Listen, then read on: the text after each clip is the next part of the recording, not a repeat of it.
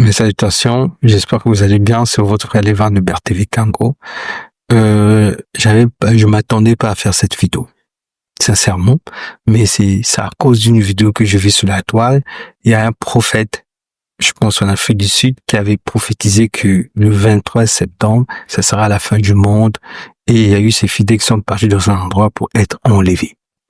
Et ce qui m'a fait rire, c'est de voir, il y a eu des gens qui avaient des sacs à main pour être enlevés avec quoi? Donc, ils vont monter avec des sacs à main au ciel.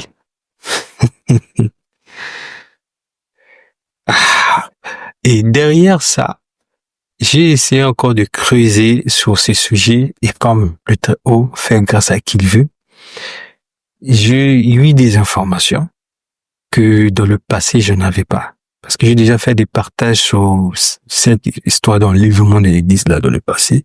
Mais cette information ne figure pas dans la vidéo et je bénis le Très-Haut pour ça. Et c'est à cause de ça, j'apporte cette information aux frères et aux sœurs. La raison de cette conception de l'enlèvement que le prophète a eu là, c'est 1 Thessaloniciens 4, verset 17. Ce verset, le christianisme romain ainsi que la théologie, ils ont plus souvent comme la monnaie, comme l'argent unique pour parler de l'enlèvement de l'Église. Maintenant, eux, au lieu de vous dire quelle est la justification physique et spirituelle des Écritures, elles seront enlevées dans les nuées. Ils vous disent pas ça. Les écrits des prophètes mentionnent-ils les nuées mentionnées par l'apôtre Paul? Ils vous disent pas ça. Est-ce que ces nuées sont destinées à tous les chrétiens ou sont-elles spécifiquement destinées à un peuple unique? Ils vous disent pas ça. Et pour eux, ils seront tous enlevés sur le nuée à la rencontre du Seigneur dans les airs. C'est ce qui les intéresse plus. Dans Marc 13, verset 26, nous voyons, il est écrit que le Fils de l'homme venant sur les nuées. Et on voit le même verset dans Apocalypse 1, verset 7. Voici, il vient avec les nuées. Premièrement, nous voyons, dans les écrits, on dit qu'il va venir avec des nuées. Maintenant, les nuées qui viennent avec là, c'est pour qui? Pour tous les chrétiens du monde entier. Si c'est ça, les Écritures vont nous donner une réponse fiable. Si c'est pas ça, dans ce cas, l'enseignement que les gens ont reçu, c'est l'enseignement des démons. Dans Exode 24, verset 18, nous voyons Moïse monter sur cette nuée. Et Moïse entra dans la nuée et monta sur la montagne. Moïse est entré sur cette nuée pour monter sur les hauteurs à la rencontre du Seigneur. Et les gens oublient un truc lorsqu'il vient parler l'enlèvement sur les nuées là. Ils oublient ce que Moïse avait dit.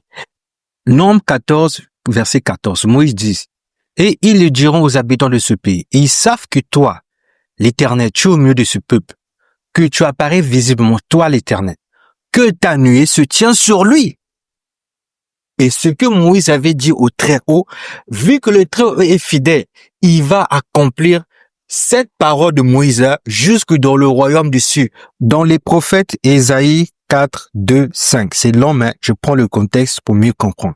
En ce jour-là, il y aura un germe de l'Éternel pour splendeur et pour gloire, et le fruit de la terre pour magnificence, et pour ornement pour les réchappés d'Israël, et les résidus en Sion, et le reste en Jérusalem sera appelé saint. Quiconque sera écrit parmi les vivants de Jérusalem. Quand le Seigneur aura nettoyé la saleté des filles de Sion et aura lavé le sang de Jérusalem du milieu d'elle, par l'esprit de jugement et par l'esprit de conception.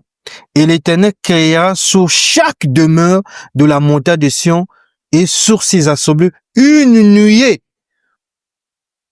Voilà pourquoi vous constatez qu'il vient avec les nuées, c'est pour accomplir cette prophétie d'Ésaïe là.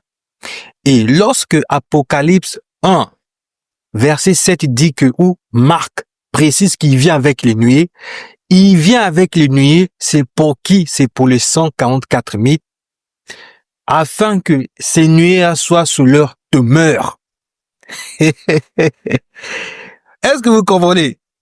Voilà pourquoi il vient avec ces nuées-là par rapport au rapport aux propos de Moïse Moïse avait prononcé depuis à l'époque très ancienne. Comme le Très-Haut est fidèle, étant donné que les enfants d'Israël vont maintenant revenir dans leur demeure, et cette parole-là, le Très-Haut va l'accompagner jusque dans le royaume des cieux. Maintenant, là où ça devient intéressant. Quand il vient maintenant avec ce nuée, le scénario que l'apôtre Paul précise dans 1 Thessaloniciens 4, verset 17, les morts qui étaient ressuscités et les vivants qui étaient restés, ils seront maintenant enlevés ensemble sous le nuée à la rencontre du Seigneur. Dans le contexte là, on parle après les événements, après le carnage. Donc, ceux qui maintenant étaient restés et les morts qui étaient ressuscités vont maintenant, quand tout est fini, quand il a détruit tout, les vivants qui étaient restés et les morts qui étaient restés vont maintenant monter sur le nuée.